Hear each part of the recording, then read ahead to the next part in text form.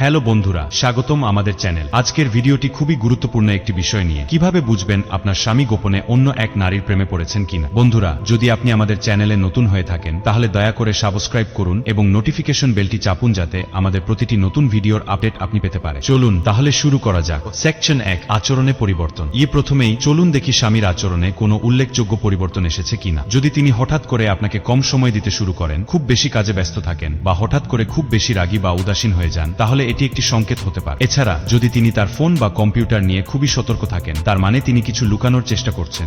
Section 2, আবেগের পরিবর্তন।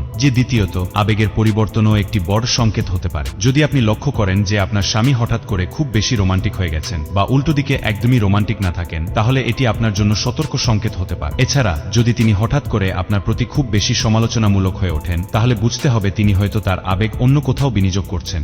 Section 3, বন্ধু বা সহকর্মীর প্রতি অতিরিক্ত মনোযোগ।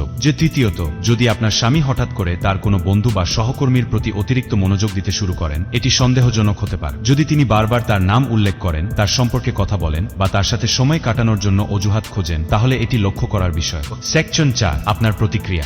এখন এই সব লক্ষণগুলি যদি আপনি খুঁজে পান, তাহলে আপনার কি করা উচিত? প্রথমেই ধৈর্য ধরুন এবং সরাসরি মোকাবিলা করুন। আপনার সন্দেহগুলি আপনার স্বামীর সাথে শেয়ার করুন এবং তার প্রতিক্রিয়া দেখুন। সৎ আলোচনা সম্পর্কের স্থিতির জন্য গুরুত্বপূর্ণ। আপনার করণীয়। বন্ধুরা, সম্পর্ক হলো পারস্পরিক বিশ্বাস এবং বোঝাপড়ার ওপর ভিত্তি করে তৈরি। যদি কোনো সন্দেহের বীজ জন্মায়, তাহলে সেটি কেটে ফেলা খুবই গুরুত্বপূর্ণ। আজকের ভিডিওটি যদি আপনার কাজে লাগে, তাহলে লাইক করুন, কমেন্ট করে আপনার মতামত জানান এবং আমাদের চ্যানেলটি সাবস্ক্রাইব করতে ভুলবেন না। দেখা হবে পরের ভিডিওতে।